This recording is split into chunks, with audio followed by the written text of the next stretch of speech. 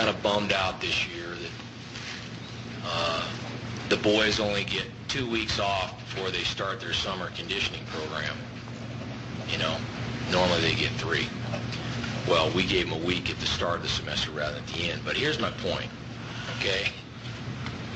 It's Division I football! It's the Big 12! It ain't intramurals! You got 2 weeks after finals, you got a week of July 4th, and you got a week before camp starts. That's a month! That's probably more vacation than you guys get. And we're a little bummed out that we don't get 3 weeks? Go play intramurals, brother. Go play intramurals. Oh, that's classic stuff. That's Dan Hawkins, the former Colorado coach, saying go play intramurals. Dan Hawkins will be on the call along with Eamon McAnney, 4 o'clock this Saturday, as the Temple Owls try to go to 3-1 on the season, as they'll be playing up against UConn. UConn sitting at 1-3 on the year. That game is 4 p.m. on ESPN News. Now joining us on the hotline is the man that will be on the call this Saturday for UConn and Temple, Huskies and Owls, and that's Eamon McAnney, our good friend. Eamon, Zach, and Chase here in Philly. How are you? Guys, I feel like it's a letdown that it's me and not Coach Hawk after that intro. He's got us all fired up to get to practice. Well, we always love talking to you, and when I heard that Dan Hawkins was doing the game, that's one of my favorite clips all time from a coach. So does Dan ever yell at you in the broadcast booth like that? Oh yeah, more pregame than the booth. If I get my running back confused, he gets all over me and makes me do up downs. Well, Eamon, last year I was texting you, and it was right around New Year's, and I said Happy New Year's, and you go, I'm surprised that anyone from Temple will text me and wish me a Happy New Year's, because every time you call a Temple game, they lose. Temple's 2-1 on the year. Now you call your first Temple football game of the year. Don't bring them any bad luck, Eamon. I'll try not to. Some of those were heartbreaker games. I was getting ready to do this game, and all I could think about was the game at Rutgers last year. I didn't have the Connecticut game, though, so you can't blame that one on me. That was one they let get away, obviously. That's true, as they were up 21-0, and Yalwin Smallwood is still running on the P.J. Walker pick 6. But let me ask you this. This is a Temple football team. We expect big things from them this year. People are talking about a possible bowl game. Through 3 games, they have 2 wins. They had the big SEC victory. They come back and take care of Delaware State on Saturday as they put up a 59 spot. It looks like this Temple football team is finally starting to learn how to win under head coach Matt Rule. Yeah, I mean, it looks that way. From an outsider's point of view, it's tough to get a feel for this team after 3 games because, I know Vanderbilt's looking a little bit better, and Navy is such a tough matchup with that triple option. And, that game last week, credit, the plays made by the defense. I'm not taking anything away from them, but that game was over early. All of a sudden you blink, and it was like 21-0 due to the touchdown by Finch and, some of the early big plays. So the thing that jumps out to me about this Temple club, having a chance to call them the last couple of years, is guys that were young are now all of a sudden veterans. I mean, like Matakevich, I expect him to look like 40 years old because he's been around so long, and felt like just yesterday you were talking about how he was a freshman. Same thing with Nate D. Smith. So I'm excited to get a chance to watch him and call the game because I think now, instead of them reacting almost as a whole team, they're now playing because they know the system and they know the coaches. Rule comes in or he takes over for Adazio. They only had 4 wins under Steve after getting to a bowl game. And you see what happens to this program. They go through the 2 wins from a year ago, but Matt Rule continues to recruit and find these gems as he's becoming one of the best recruiters in the American Athletic Conference. What impresses you the most, though, about Coach Matt Rule as he's in year 2 of this job? His enthusiasm and his plan. I think he knows Temple. He knows that program, and he knows how to succeed and where they're going to have to get in to succeed. I think now Temple's kind of set in the realignment dance, if anyone is set in the realignment dance, so they know who they can go get. They know who they can recruit against, and he knows how to sell the program. He believes that Temple can be legit in that league. And I think that rubs off on you, whether you're an 18-year-old kid or a curmudgeon broadcaster. You believe, you spend 10 minutes with Matt Rule, you know that he believes in Temple, and you kind of buy into that. Eamon McAnney joins us right now. He'll have the call on Saturday on ESPN News as Temple heads up to Storrs, Connecticut to take on UConn. And Eamon, Temple has 12 turnovers so far through 3 games. Last year they had 13 in 12 games. That defense is really flying around, and that's a reason why this team has really improved. No doubt. You talked to Phil Snow this week, as we had a chance to, and it goes back to knowing the system and knowing how to play and where you need to be, but they're also athletic, and they play a lot of guys, so they're fresh. I don't know if that's going to make me happy on Saturday when I see 24 guys playing on defense. Be staring down the depth chart. Guy. Yeah, that depth chart's going to load up, or if I got to figure out who's number one, but that's all right. I think we can take care of that pretty early. But, there's the guys who've been around, who have been athletic. They were around, I go back to that Rutgers game, to the casual observer, and even to myself, you're like, why are they playing that kind of coverage that late on 4th and long? Well, it was a blown assignment. Now you got to imagine they're not blowing as many assignments because they know the system and they're athletic and they fly to the ball. There's no doubt about that. I mean, even watching the Navy tape, Navy was probably blowing them off the ball at the line with that system, but you watch guys like Will Hayes and Pretlow, they are flying through the ball to get there and make a hit and go for the strip. You've called a lot of college football and college basketball games, and in those games you've seen a lot of really talented young players. P.J. Walker is a sophomore quarterback. Last year he opened up a lot of eyes, broke some records for freshman quarterbacks in Temple history. This year he's struggled a little bit because he hasn't really gotten that rhythm. He's made a couple of bad decisions. He's dealing with a high ankle sprain right now. Just in general, how important is it for a young athlete in college to get that rhythm and get in a groove so they can get their confidence up?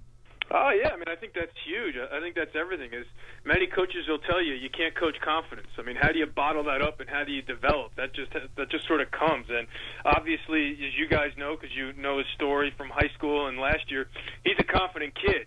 I just think he needs to get into that rhythm, and he needs to establish a rhythm with the wide receivers. Even though Christopher and Fitzpatrick have been around for a while, Alderman and Anderson, I think it is. I'm drawing a blank on him. Yeah, Robbie Anderson last year. Those were the big play guys last year. So I think he's getting comfortable with that. And, again, the last two games, I don't want to keep beating a dead horse here, but it's hard to get a read on his game and Temple's game because they hardly ever had the ball against Navy. And then last week, it was almost over before the national anthem. So I think the problem isn't necessarily the decision-making. It's, as you mentioned, the confidence with the accuracy and just zipping it in there. I think he has problems with the deep ball right now. Bob Diaco goes up there and he takes the head coaching job. He was at Notre Dame, so I just want to get your UConn perspective really quick. It seems as though he's kind of instilled some newfound excitement and exuberance in that UConn program. Can you tell that as you prepare for this UConn team and head up there later this week? Yeah, I mean, I haven't had a chance. I should have watched some other films because I was watching the South Florida game, and, in the rain, and I guess they didn't have a backup quarterback ready to go, so they had to be really cautious in the passing game. It's tough to get a read out of what they want to do offensively. I think they're really going to break out Newsome, number 22, the freshman from up there. I think they're planning on giving him the ball a lot more, and I'm not saying that anything secret. We haven't met with him yet. It just looks like the way he ran against South Florida. It's interesting to try to figure out what he's trying to develop there because they've had a very tough schedule. I don't know if they're really a 1-3 team. BYU, Boise, and then South Florida in the rain is a tough schedule. So I think he's a lot like Coach Rule in that you're trying to instill belief and some confidence because they've been down for a little while, and most of those guys who went there probably went there thinking they could go to BCS games like Randy Edsall did. And we're talking Eamon McAnney's on the call, ESPN News this Saturday, 4 o'clock. And Diaco has been very vocal this year that it's going to take time, so just trust the process and be patient since he is a new coach coming into this program. And you mentioned the running problems for this football team through 4 games. They're at 61 yards per game on the ground. I think a big key in this football game is going to be the pass rush of Temple going up against these UConn offensive linemen because if you look at the numbers, Temple should win this game. Temple is definitely more athletic, but UConn's huge on both sides of the ball, and I think that's the big thing. You talk to I forget which coach exactly said it, but the word was girth. Whether you're trying to run the ball or move them off the line and get penetration, Connecticut's just a whole lot bigger. So I'm curious to see how the coordinators for Temple counteract that with their speed. I think that's going to decide the game. If Temple can get a running game going, moving those big guys for Connecticut around, it should be a good day for the Owls. A big playmaker for Temple this year has been Sharif Finch. Up in that Navy game, he had a fumble recovery for a touchdown after he put on a big hit, and he also had another fumble recovery in this game, and then up against Delaware State. And yes, it's Delaware State. He did have that pick 6, so Sharif Finch has been making some big plays for this football team, Eamon. No doubt. He jumps out at you on the film. I mean, he is a playmaker, and he is active. He's a good-looking kid. and they're going to need him to make some big plays in this game on the road. Because, like I said, I know people probably don't want to look down at Connecticut at 1-3, and especially the performance they put on last Friday on national TV and the slop down there at Tampa. But I think Temple's going to have its hands full up front with the Huskies. And you can't say enough about Tyler Matakevich. He led the nation in solo tackles last year with 99, 137 total tackles. And each of his 2 years prior to this year, he's had 100 tackles. And he kind of just defines what this Temple program is all about. Oh, there's no doubt. I mean, he and Nate D. Smith, like I joked earlier, have been around for a while. And Matakevich, this was kind of his breakout game his freshman year, going home to Connecticut. I'm sure playing with a chip on his shoulder because I don't think the Huskies recruited him too heavily. So I expect him to have a whale of a performance again here in Connecticut. He seems to save his best performances for when he's lining up against the Huskies. And I know you haven't really gotten to watch too much film just yet on UConn, but Jeremy Davis is a guy who sticks out at the wide receiver position for the Huskies. 6'3", over 200 pounds, one of the top 40 wide receivers in the country. If Temple isn't careful, you could have a big day. Oh, there's no doubt about that. We talked to the coaches yesterday, and that was the one guy that they all said, we got to limit 85. I mean, he's a stud. I mean, and if Whitmer can get time, and if Bob Diaco's willing to throw the ball, if the conditions are right, there's no doubt they have to find a way to take him out of the game because certainly Whitmer's going to be looking for him on every passing situation. Temple's offense, Matt Rule hasn't been happy with their performance even after that 59-0 victory because you're right, that game was over right at the start. The defense got going. They forced turnovers and won them the football game in blowout fashion. We talked a little bit about P.J. Walker, but the running backs, there's been no running back to stand out and really take over this job. It's been running back by committee. Who do you like at running back for Temple this week if you're going to say, hey, there's one player that could go out there and really go over 100 yards and get this running back position? You tell me. You guys have seen him more than I have. I mean, I was a little surprised that they were kind of down on the running game because those guys have been around for a while. But you know, I know they've converted Thomas from DB to running back. You know, is this his week to sort of grab that position? They're waiting. You know, I'm not really sure. I like Kenny Harper from what I've seen of him in the past, and I know he's experienced. I'm a little surprised they're not sort of making him the bell cow, but what do I know? I'm not at practice, and I haven't watched every game. But they like the Thomas kid out of New Jersey who went to high school with PJ.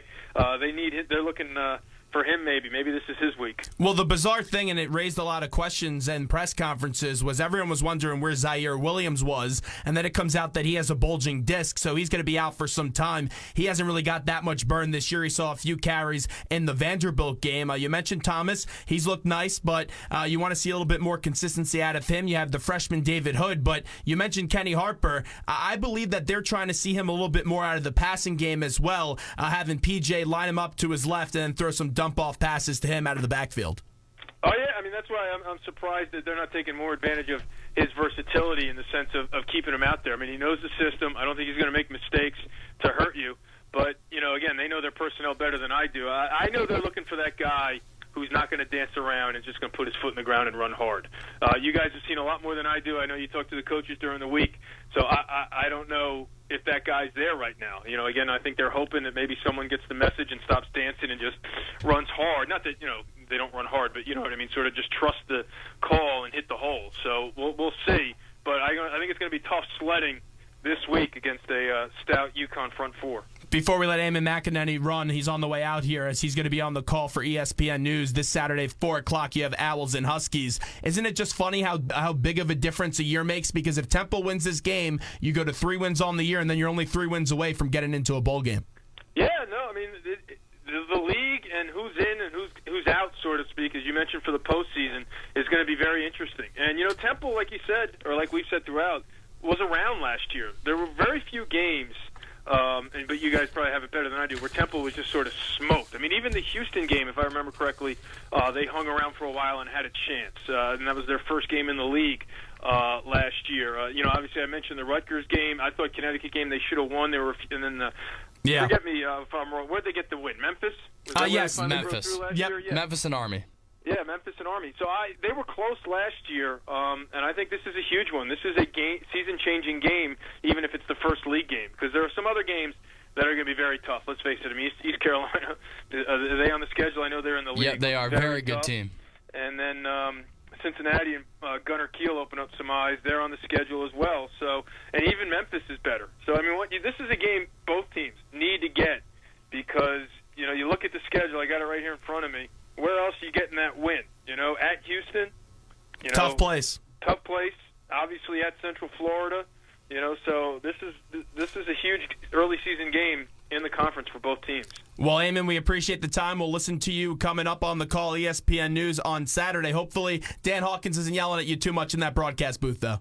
All right, guys, I appreciate the time. I love talking to you, college kids. You use the term burn on me. Can I steal that, or do you have to be a certain age to use that one? No, yeah, you could use it. that one. Any age is appropriate for you, Eamon. You're like one of us. Thanks a lot, guys. Appreciate it. We'll Thanks, see you up Eamon. there this weekend. Eamon McAnney joining us right there on the hotline. Philly's #1 college radio station, WHIP. Temple and Huskies getting ready for Saturday as that game's going to be at 4 o'clock. And real quickly, before we get to this break, we're going to do a Flyers ticket giveaway coming up next. Be the first caller to 215-204-WHIP for a chance to win. And by the way, Flyers hockey is back on ice.